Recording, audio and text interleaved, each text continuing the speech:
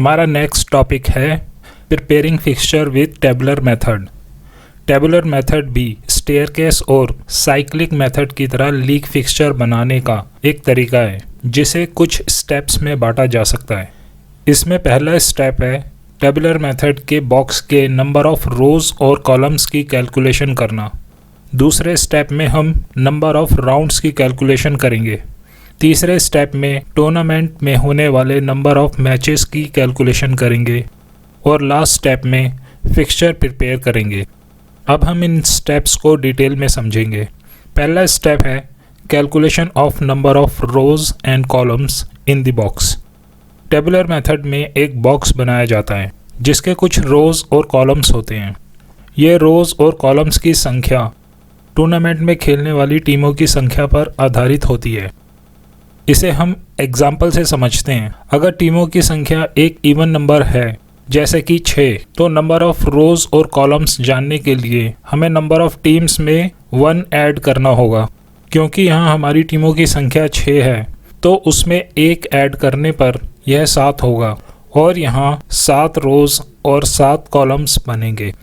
अगर टीमों की संख्या एक ऑड नंबर है जैसे कि 7, तो नंबर ऑफ रोज और कॉलम्स जानने के लिए हमें नंबर ऑफ टीम्स में 2 ऐड करना होगा। क्योंकि यहाँ हमारी टीमों की संख्या 7 है तो उसमें 1 ऐड करने पर यहाँ 9 होगी। तो यहाँ 9 रोज और 9 कॉलम्स बनेंगे।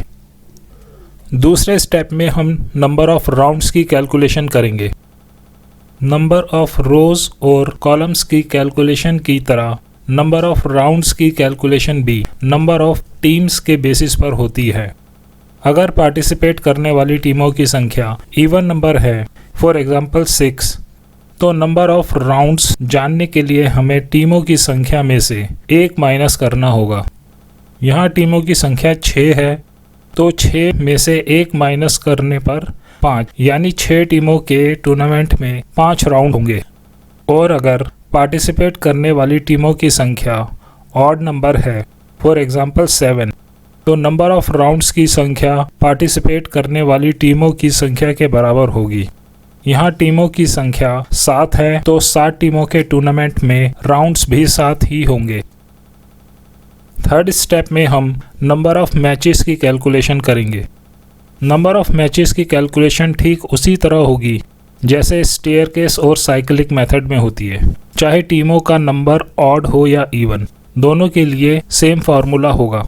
फॉर एग्जांपल, अगर 6 टीमें हैं तो नंबर ऑफ मैचेस के लिए n into n-1 divided by 2 करेंगे। यहाँ n 6 है तो फार्मूले में n की जगह 6 रखने पर नंबर ऑफ मैचेस 15 आते हैं। और अगर टूर्नामेंट में 7 टीमें पार्टिसिपेट कर रही हो तो सेम फार्मूले में n की जगह 7 रखने पर नंबर ऑफ मैचेस 21 आते हैं।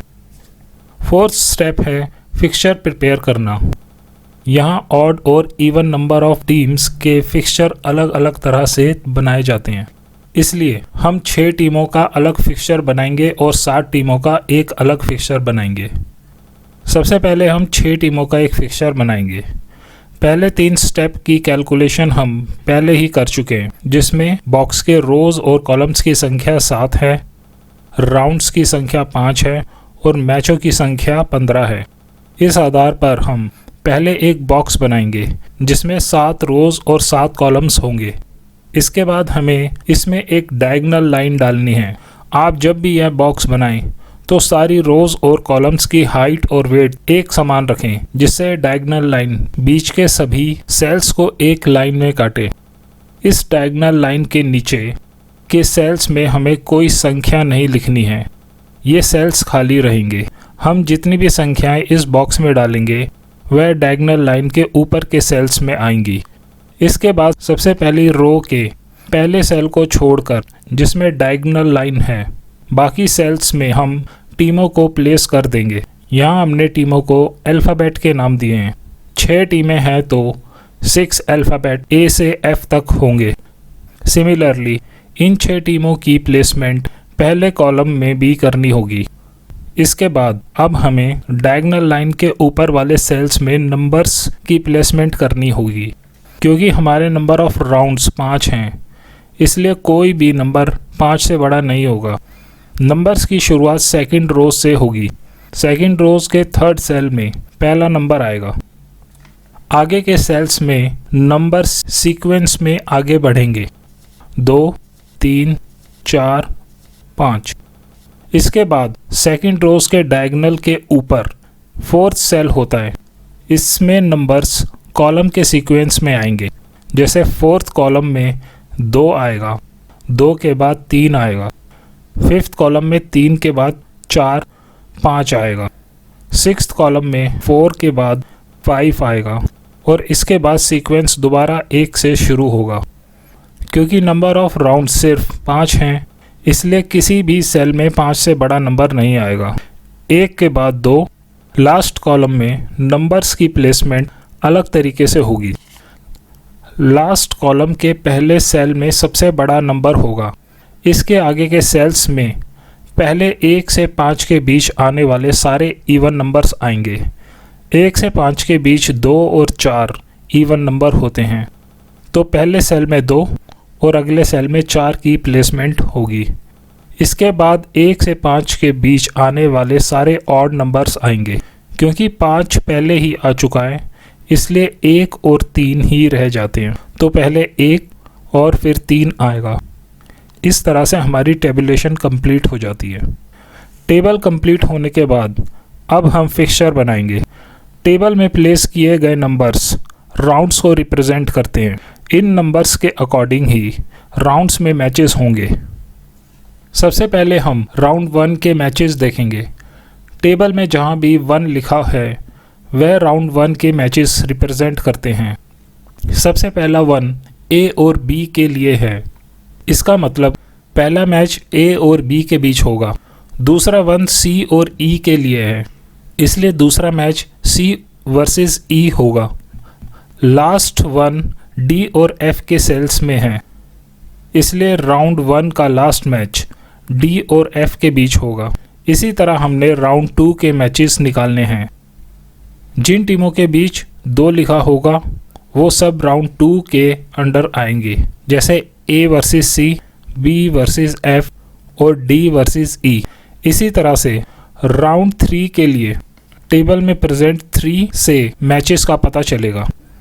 जैसे पहला ए वर्सेस डी, दूसरा बी वर्सेस सी और लास्ट ई वर्सेस एफ। इसी तरह से हम 4th राउंड के मैचों का पता लगाएंगे और फिर राउंड 5 के मैचेस का।